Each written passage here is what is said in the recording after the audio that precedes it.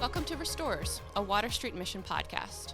Over these upcoming minutes, we'll be speaking with heroes in Lancaster County and beyond who are making a positive impact on men and women experiencing homelessness and poverty. Each episode, we'll speak with an expert from the community, as well as one of our own Water Street Mission staff members, to learn more about how each of them are working to make a difference locally. Without further ado, let's dive right in. Welcome to episode 7 of the Restorers podcast. We're really excited that you've joined us today. We're going to be talking about a critical issue. Obviously, you know Water Street because probably most of all because we work with people experiencing homelessness. And when you think of homelessness, you think of housing and the challenges we face in our community and across the country, especially nowadays with affordable housing and being able to sustain and maintain housing in the economic environment we're in. So today, that's what we're going to be focusing on, and I'm really excited that we're starting off our conversation with Mike McKenna, who is the CEO of Tenfold. Thanks for joining us, Mike. It's good to be here. Thanks, Jack. And I want to give you a chance to explain Tenfold. Many of you may know Tenfold, but you may know Tenfold in its previous iterations. So, Mike, tell us, you've had a recent merger and a new name change, and tell us about that. It's been a big couple of years. Leaving aside the pandemic, we've also been doing this merger, and that's between two organizations that serve Lancaster County for a long time, Tabor Community Services, which has been around since the late 60s, and then LHOP, Lancaster Housing Opportunity Partnership, been around since the mid-90s. Mm-hmm. And when we were both going through strategic planning, we sort of looked up and down the street from each other. Our main offices at the time were on King Street, and we said, could we be doing more together? Mm-hmm. You know, recognizing that the affordable housing challenge in our community is so significant, having the ability to work as one united team and offer a bigger continuum of services, truly from people who are unsheltered, living on the streets, people who are in shelter with our program TLC, up through people who are in a rental environment and are trying to find stability and success in that environment, up through folks who say, I want to be a homeowner, and we'll help them on that journey too.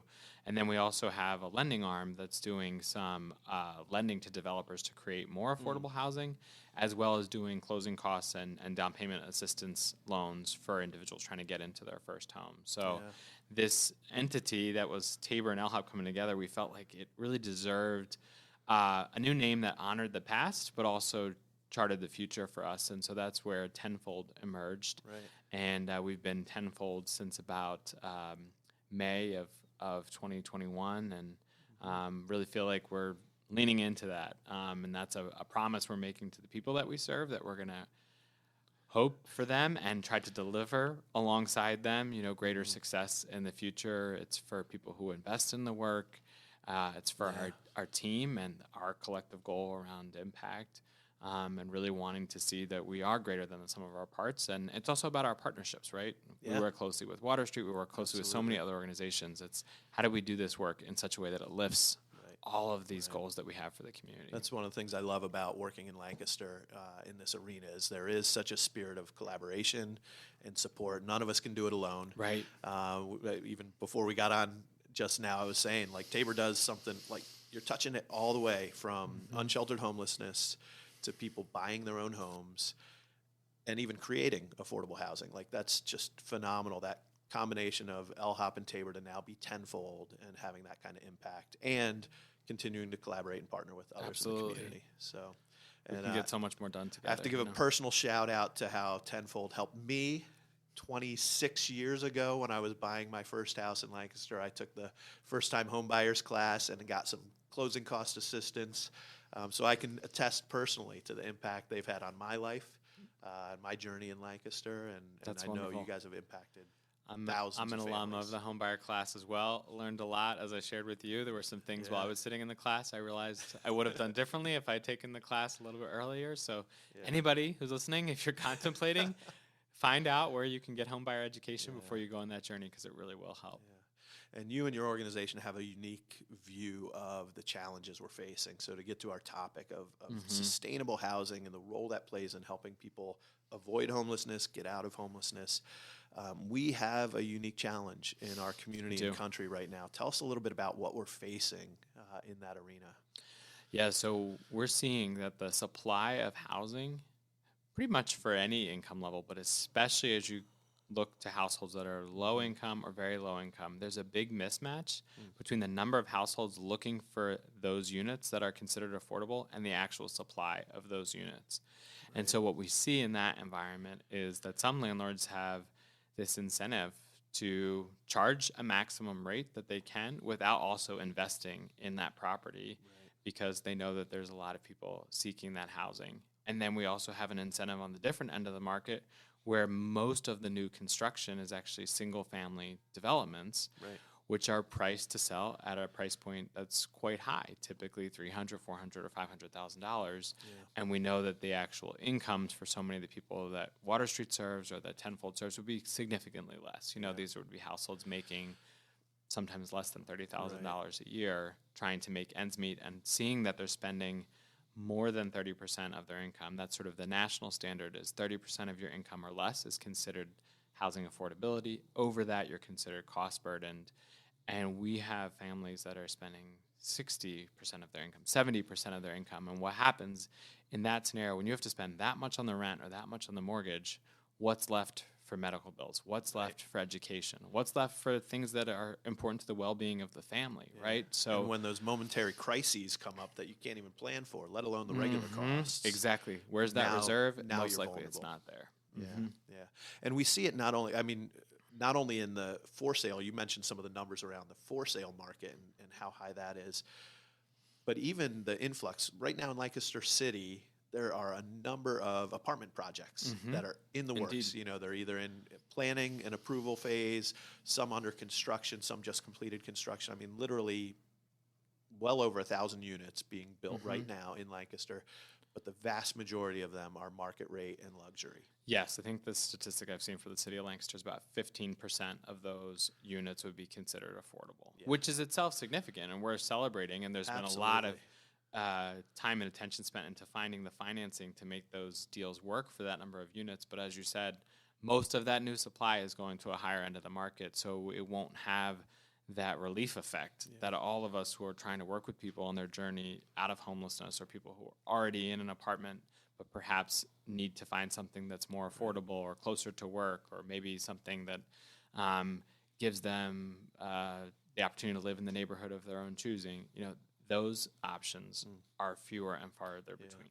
And it's one thing for, a family that is making $80,000, $90,000 a year to not be able to have the exact choice they want, and maybe going to a community that wouldn't be their first option because they're priced out. But then when you get down to, 30, 40, 45,000, but if you've got a family, now you're looking at how do I get my family with 3 children into a 2-bedroom apartment or a 1-bedroom apartment. We're putting beds in the living room and we're sleeping on the floor. And we just saw, these tragic stories in Philadelphia and New York City where multiple families were doubled up and there were these terrible fires and a significant loss of life. And I think, a lot of people react to the safety element and we're saying, well, why would they do that? And not recognizing, well, there's systemic issues that lead multiple families to have to live in the same unit where you do find a scenario where maybe 16 people are living in a townhome. Right. It wouldn't be the optimal choice, right? But it's a reflection of the economic struggles that those households were facing. Right. And there's a degree to which it's, do I double up, triple up, or do I go to the street or to a shelter and trying to make those choices? That's a topic for another day. Sure. That we could look into. It's kind of a hidden aspect of homelessness, this doubling up and tripling up. That, HUD definitions don't even recognize that as being homeless. True. And what I love in our community is that, like Lanco My Home, our coalition, partnering with the school districts, because school districts recognize that as homelessness and all the challenges that come with that when you're doubled up.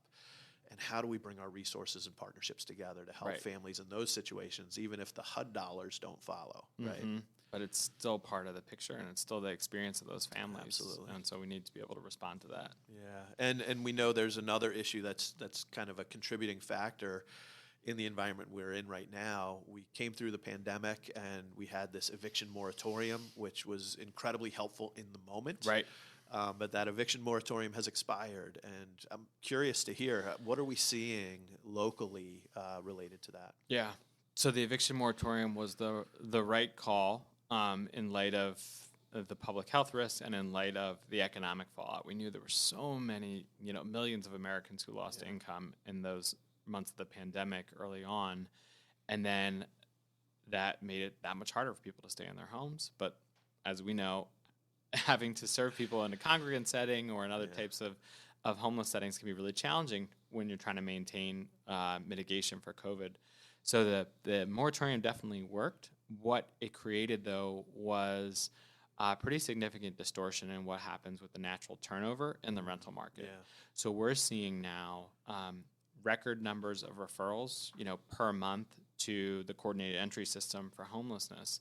A lot of times, the reason in Lancaster County why people are facing homelessness was a major household disruption, and sometimes eviction is one of those big disruptions. So we're now seeing all of these households who've lost their housing. We're also seeing record numbers of people applying for eviction prevention assistance. So we're very fortunate. We have the Emergency Rental Assistance Program. That's a nationwide program administered locally through our county housing authority in partnership with about 20 organizations providing application assistance. You guys are playing a big role in that, I know. We have been processing the eligibility side for tenants for a long time now, and we have over 6,000 households that have applied for that. Wow. And about half of them have already received the assistance, which is great news. Obviously, though, there's still a big delta there. We need to be able to close that gap. And then there's households who weren't even aware that that program existed, right? Despite a lot of efforts to communicate about the program, there's households who didn't know. Yeah. And they did get evicted. Yep. And so now they're trying to rebuild, but they're trying to rebuild in an environment where the rental market is even tighter than it would be in a normal year, which, as we know, in 2019, it's not like the housing search was easy, or the costs associated with moving into housing and staying in housing were easy. So that's really a challenge. To a degree, I suppose, an unintended consequence of a smart policy decision at the time. And I think what it points to is we need to maintain an eviction prevention safety net. So we have the ERAP program that was created through the federal legislation, but the funding for that will sunset later this year. September 2022 is when the last applications can be received. The final payments will be made in December. But we know pre-pandemic we still needed eviction support, and we have the eviction prevention network locally. That network will continue to exist. The key challenge for us will be finding the resources on the same scale. Can we get the resources? And then we also have folks who maybe have received the assistance, but there is a period at which the assistance times out. You've reached the maximum benefit level, but they're still struggling for a lot of different reasons, as I'm sure you've talked about on this podcast, right? Everybody's story is a little bit different. There's some big patterns there, but and oftentimes it has to do with what's happening in the job market, and sometimes that's comfort levels with returning to the office. Sometimes it's childcare constraints, and also I think people sort of collectively demanding different wages, right? So that this grind that they're in is not going to be maintained. But that means there's still a real pinch when it comes to making the rent payments. And so that's going to be one of these ongoing ripple effects that we see. Like the moratorium has ended. The funding will one day sunset, but the struggles will continue beyond that, and we need to have a plan. Yeah, we may see some ups and downs because of specific circumstances like the pandemic, but those things still exist. And we know all those contributing factors, especially the disruption in the household. It's job loss, it's divorce, it's major health incidents. Those things continue to happen, whether there's a pandemic or not. So I'm glad you highlighted that as one of the challenges we're facing. I think the other piece of it, too, then we think about, that's a lot of what can drive towards homelessness or towards instability in housing. We and you work with a lot of people who they've been homeless. They've been on the street. They've been in shelter. They've walked through some programs possibly, or they've found a job and they're trying. What's it look like right now? And we've touched on this a little bit, but just from a number standpoint, if you can help us understand, what's the average apartment cost in Lancaster, and what would that demand, like, just so we have some real numbers? Because again, many of our listeners, maybe they haven't, it's been years since they were renting an apartment on their own, and my first apartment was $320 over on Lemon Street. That would be a month. dream. That was still amazing, and it was a 1-bedroom, but it had this huge oversized living room that I actually had a roommate for a while, and at $320 a month. Wow, fantastic! And I'm not that old, right? Right? No, not at all. But what are we facing today for like a 2-bedroom apartment and some of those challenges? The average 2-bedroom would run around $1,300. And to be able to afford that means you need to have a job that's about $25 an hour. Wow. But you compare to where HUD would designate, so HUD sets, market standards for market rents, all of the markets across the country. In Lancaster, they would say it's a little under $1,100 for that fair market rent. So you already have a gap of $200. And then even when you're looking at that amount, you still see households that are making significantly less. So you need to be in the $19 an hour to be able to maintain that fair market rent apartment. But we know that the median renter wage, from some research that the National Low Income Housing Coalition did, is closer to $15 an hour, which itself is progress, right? That is moving in the right direction, but it's still not enough if you're a household with a single earner to be able to only spend that 30% of your rent and be able to have the resources for all the other costs of living. So I think, one of our reactions in this moment is like, there's so many job opportunities right now. True. Right? And we know that. We have some openings, by the way. As do we. And wages are going up, right? So it's really exciting that you're like, wow, I can make $17 an hour doing something I used to make $12. Yeah, I don't want to discount that progress. It's great progress, but the reality, to afford a 2-bedroom apartment, you need to make $25 an hour. And there aren't $25 an hour jobs just jumping out for people right now. And so I know we're walking through that challenge with our guests. We'll be talking actually with one of our case managers in a little bit about some of those specific challenges and what we've run into. You land a good job, you feel like you're making progress, and then you look up and you can't find an apartment anywhere near your price range. Right. And you run the risk at the same time of losing some other government benefits that could change, how your whole household budget fits together. Yeah. And what happens so again, what's the option then? So the $1,300 average rent for a 2-bedroom, what do people end up doing who don't want to be on the street, don't want to be in a shelter, and they're looking for a place to stay? What kinds of places do they end up finding? Right. So we do see that there's scenarios where if it's multiple earners in the household, that absolutely makes the benefits work better. Sometimes that's a couple that's married, or sometimes it's unrelated individuals who have decided to live together. There's a supply that's limited but important of what we call accessory dwelling units. So that would be perhaps it's a townhome that had a garage attached to it, and the garage was converted to an apartment or something like that, or commonly called like an in-law suite. That is something that can increase the supply meaningfully. The difference really depends on what municipality you live in. Some municipalities allow it by right to create that. Other municipalities say, don't even ask. So that creates some uncertainty for the homeowner. But what would be beneficial in that case is you have two positive outcomes. Let's say it's a senior who owns their home but is struggling to keep up with taxes, for example. Right. And then you have someone who's struggling to find housing. Now you have a housing unit that's earning income for that senior, and it was creating, a unit that somebody could afford. There is also a limited supply of boarding houses. Some of those would be very reputable and run with good intentions in mind, and that's an optimal scenario, right? Because renting a room is, of course, going to be more affordable than renting an apartment or a house. Then there's some that are illegal, and that's where we get concerned about property violations, the safety, the condition of that property, where we would say, oof, that is not a good outcome. But there certainly are some times where a boarding house can be a great solution and actually very well run. Absolutely. And we see that especially with some of our guests who, again, they're coming out. This is their first experience back in the housing market and trying to find the right ones. But I can't tell you how many times we've also walked along to do a home visit with somebody who's like, I found a room, it's going to be great. And we go in there and just the flags go off everywhere of how unsafe it is, how unsustainable it is. But it is exciting to hear about like the co-housing options, the auxiliary units, and the creative solutions that are generating in our community. And there's a network of landlords who have multiple motives, right? There's certainly a desire to make some income, but Sure. they know about the challenges in housing. Tenfold has worked with an incredible network of landlords for decades.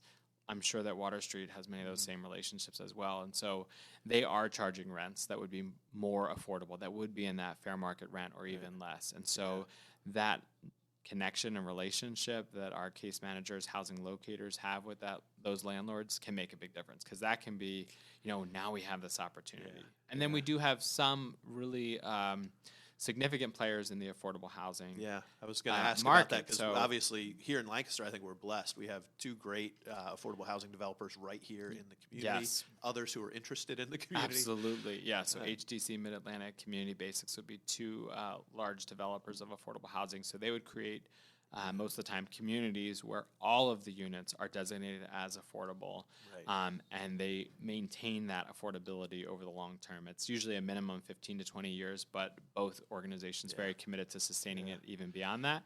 There isn't frequent turnover in some of those communities, but it does happen as well, and those are another key connections. And they likewise have stated commitments to serving people with housing barriers, including individuals with a history of homelessness. Yeah, and it's awesome that we have that resource in our community, and they're continuing to develop. I know they both have developments under works right now, and so that's going to add to our numbers. And but there is that challenge, the waiting lists. I know. HDC, for example, I went on theirs. All of their Lancaster, other than their senior ones, have closed their waiting list right now because they have so many names on it, so they've got to hold off for a while. CBI hasn't run into that yet, but I know they have long waiting lists for a lot of their properties. We're blessed by the work they do. We need more, though, and I guess that would be my last question to you. Thinking about, like, what does the future hold? Where do we see some hope? We talked about some of the creative solutions already, but where else from bringing more affordable housing to the table? Yeah, I think a real potential is for having conversations with market rate developers and talking about the financing to include a percentage of new units that they're bringing online as designated as affordable. Yeah. And there are a lot of creative financing tools out there. It could be a mix of grants. It could be a mix of lower interest loans. The origin of the investments for that could come from a lot of different places, from government, from financial institutions, from nonprofits. But saying, hey, 10%, not an enormous amount. Yeah. That can you're still doing a work. 100-unit community, can you do 10 of those at affordable rates? Exactly. Yeah. And so there's a lot of exciting conversations starting in that space. Of course, we want more of the developments where it's the affordable housing for everyone, and those should be located all over the county. Those should not be restricted just to certain places, but it can also be a private developer who's maybe rehabbing just a few homes, or somebody who's doing a large scale 100, 200 units and wants to designate a piece of that. Yeah.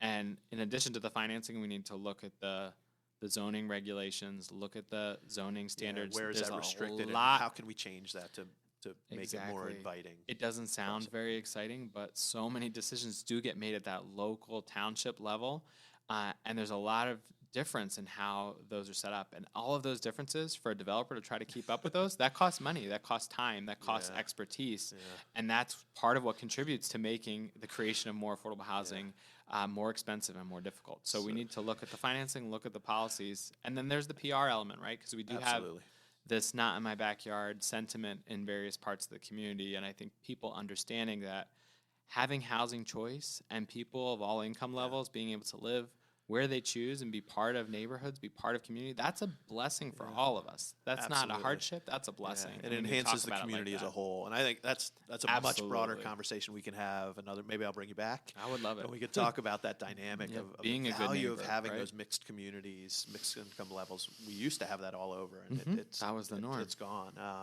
But the value of bringing that back,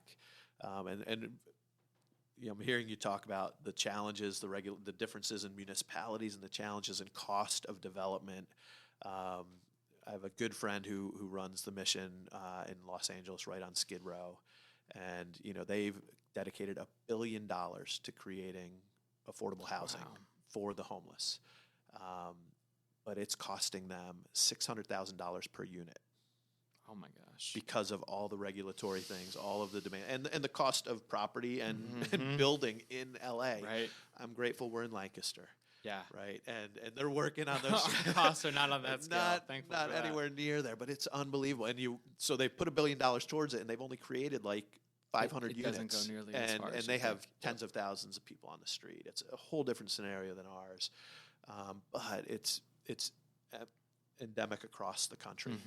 Lancaster, we have our own unique challenges, but it's all over. Right. And at the end of the day, it's about the individuals who are impacted. And so we're going to be spending the second half of our conversation with Wilsa Voigt, one of our case managers, So to talk important. about that personal impact, how this affects an individual who's looking for housing, an individual who's trying to stay in housing, and because of these disruptions, because it is all about the people who are impacted. Right.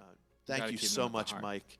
I appreciate your insights, appreciate the work that you're doing at Tenfold. Your team over there is doing fantastic work to help our community. Thanks, Jay. And I just It's loved mutual. having you here today. Yeah. So It's been a lot of fun, and Thanks for joining grateful us. for everything you're doing as well. thanks. So stick around. We'll be back with Wilsa Voigt to talk a little bit more about this topic. I want to give a profound thanks to our Season 1 podcast sponsor, Rogers & Associates, who's helping us tremendously in this first year of the Restorers podcast. They're a wealth management firm that helps clients become financially independent for retirement. You can learn more about them online at rogers-associates.com or by calling 717-560-3800. That's Rogers, RODGERS-associates.com, or by calling 717-560-3800. Thank you so much, Rogers & Associates. Welcome back for the second part of our podcast today, where we're talking about sustainable housing and homelessness. The last several podcasts, we've been talking about many of the elements of our whole person model as we think of walking alongside our guests and trying to help them move out of homelessness. We're addressing multiple different areas in their life. And obviously, you think about homelessness, you think about a lack of housing. And that is a reality that so many of our guests face, as we talked with Mike earlier and heard so many of the challenges that face our community right now. I'm excited now to have a chance to talk with Wilsa Voigt, who is one of our case managers here at Water Street. And Wilsa, you've been with us 5 years, right? Yeah, in this thank you role. for having me. And it's been 5 years, yes. Yeah, and we really appreciate you in the role of case manager, but you also spent a number of years volunteering with Water Street. Tell us just a little bit about that. I did. In 2007, I joined the health services where I was working assistant doctors. And when we came to the technology part, when everything went into the health service, The electronic records, yeah. And then I'm just like, that's it. This is it. So they didn't need me as much. Well, we're glad to have you over as a full-time case manager working with us and walking with our guests. I know you've had a huge impact in the lives of many of our guests.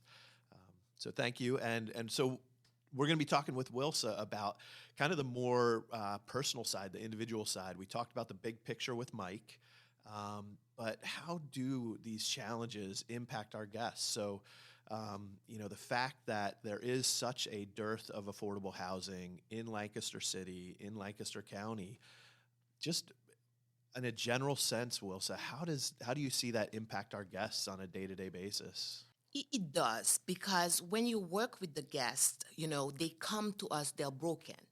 You help address that brokenness. You help address all the issues that led to homelessness. But now your goal, after a year and a half, you want them to have housing. Right. This is where the struggles begin. Right. So you find yourself unable, either they don't have income, they don't have enough income, or they cannot find a place. And one of the barriers that our guests find is that the landlords is just like, no, you're from Water Street. You're from the shelter. We will not offer you a place to stay. Wow. There is a lot of resistance. Wow. So that's a whole other dynamic we didn't even touch on with Mike. There's the income levels that are needed to get the housing. There's the fact that the market is just going higher and higher and higher. But then there can even be built-in prejudice against somebody who's coming out of homelessness.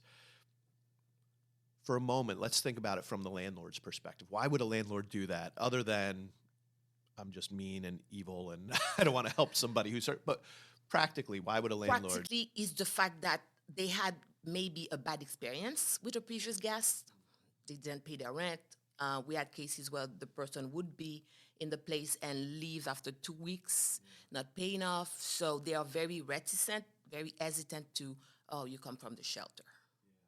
So they are very reticent. And I think it's important we can't demonize those who are trying to provide housing as landlords. There are some who are unscrupulous.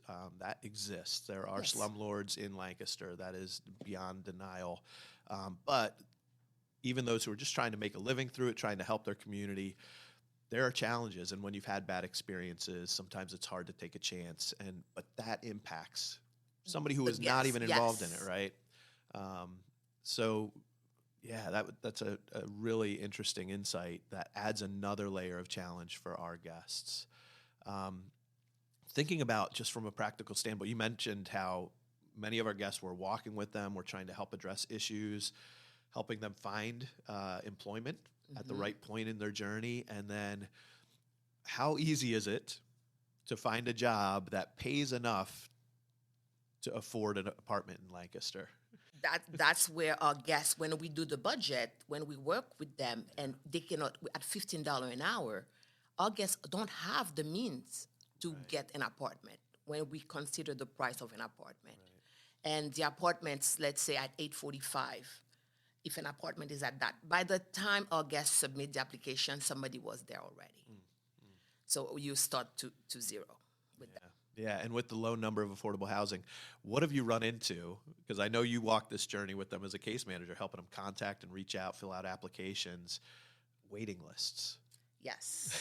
Tell me a little bit about the waiting list. I just spoke to one yesterday, and they are doing April. He submitted his application in November.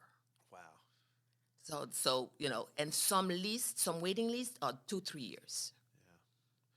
And I noticed on a website, I was on, one of our friends, one of the affordable housing developers who do great work in our community, and all of their Lancaster family apartment complexes, their waiting lists are actually locked right now. They won't even take. I know some of our guests in the past have been able to get Section 8 vouchers. That's another great. Can you first explain what is a Section 8 voucher and how does that help people in our guest situation? The Section 8 voucher, what it does, it covers the rent for the guest. They have to apply for it. But currently, there is no Section 8 voucher available. Right. And you have 60 days to find a place. So once you have a voucher, yes, you have 60 days. And not everybody accepts Section 8 vouchers. Not everybody accepts. They give you the list of the landlord that will accept the Section 8 voucher, but sometimes they cannot, it's too busy or they don't have availability at the time. So that's causing. And Section 8 it's not free rent. It doesn't cover 100%, but because if you're making money, you're going to pay. How much do you pay if I was to get a Section 8 voucher? I'm a single guy working a warehouse job and I'm moving into that apartment and somehow I was lucky enough to get a Section 8 voucher. That would be like 1/3. Yeah. So I would pay 1/3 of my income and then the Section 8 voucher covers the difference. Yes. And then the landlord's getting their full rent. Oh, yes, they do. Yeah, they do. Great. But again, the challenge of getting it and the fact that none. So right now there's none. There is none available. whatsoever. The last one we just gave it to somebody. They just gave it to someone. Okay. And do they have a waiting list for that as well? There is. I put some people on that list. Yeah. 2 years ago. 2 years. Yes. They are number 51 and 58. Okay. So even when they reopen it, they're 51 and 58. Yes. And circumstances may have changed dramatically in that time, by the time they get that call. Yes. And I hadn't thought about that challenge before. So the voucher's only available to you for 60 days. For 60 days, yes. But you can ask for an extension. Okay. If you show that you're looking for, they can give you a 30 days extension and another 30 days extension. That's it. If not, you lose it. So I get a lot of questions from people about, kind of the big picture, people who come to Water Street, how long do they normally stay there? How long are they normally with you? And I tell them there's no normal answer that question, because everybody's journey is unique, which is one of the things hopefully we've been emphasizing through this podcast and people are beginning to understand. But one of the big factors that can affect that is we'll have guests who will walk through that journey, do their program, show a lot of growth and change, get a job, and then they're still here for a while. And from the outside looking in, it's like, that makes no sense to me. Why is that person still with you? But hearing some of these challenges, it makes sense. Can you share a story, maybe think of an individual who had that where it was a really extended challenge of like, hey, in every other sense of their life, they're kind of at that point, it's time to move out, but they just can't find it. I have one, actually. He's been there for a while, trying to get all this stuff in line. Right. He finally has it, but he cannot find housing. And also there's that sense of security that he has, staying at the mission. He gets the support. People love on him. Yeah.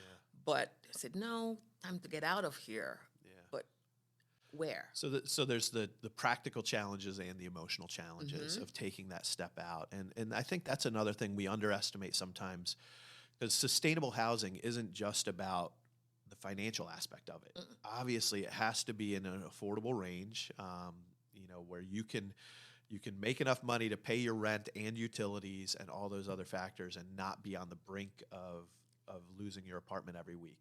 That can be a financial issue.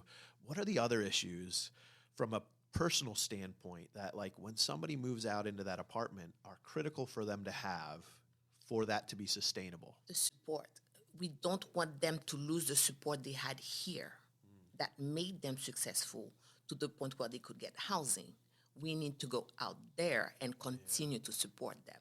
Okay. That's something that's key. Yeah. And on campus, that support can come from the life coaches, case managers, the resident next door in the dorm room next door. What does that look like in the community, though? Because the life coaches and case managers aren't going to be bumping into you in the hallway every other day. They're not. So and what does that look like for a guest to develop that support? Guests, we had a couple of guests that are getting that support one-on-one. They will call us, I need that help. My apartment is too small. I need to move out. Can you help me? So we, the life coach, the case manager, we're going to help you with this. But it's mostly guidance. Guidance. Yeah. And even like knowing how to take care of my own home. If I've been on the street in shelters in a residential program for many months, even multiple years sometimes, kind of rebuilding those skills, right? That they miss. I just had one. She moved to her apartment after, she's been here for a while. She moved with her son, and she just, Miss Wilsa, that's the first time. I don't know how to cook. I'm just, okay, I'll buy you a crock pot. Yeah. but that's what I did. Right, so she has a crock pot, but she's learning. She has to learn those stuff that she lost for the time she was in the shelter. Yep. Doing laundry. The laundry, they do it upstairs. Yeah. They do it the rest. Yeah. But it's me. It's me and me. Yeah. We're not there to support you. Nobody's there to remind you. Nobody's there to help you answer questions. So, that challenge is huge. Taking a step back from, helping people move out into housing, homelessness, the first thing that comes to people's mind is, well, why is somebody homeless? It's because they don't have a home. It's because they don't have a house. Housing must be the issue. And we know from our conversation so far and with Mike, affordable housing is a major issue. It obviously is contributing to the growth of homelessness in our community. But how often do we see a lack of an affordable house, a lack of, or even being evicted being the primary reason for somebody coming to Water Street, ending up literally on the streets or in a shelter? Personally, I have two examples. It was a couple. They were living in the basement with a family, and they couldn't afford it. Mom got pregnant. With the second child, it didn't go well. So she lost her job and could not afford to pay.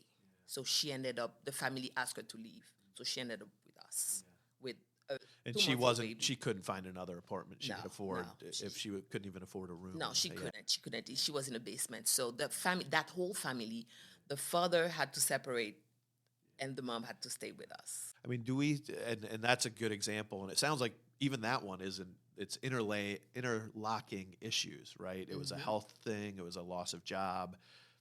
Then that led to loss of housing, and lack of ability to afford something else.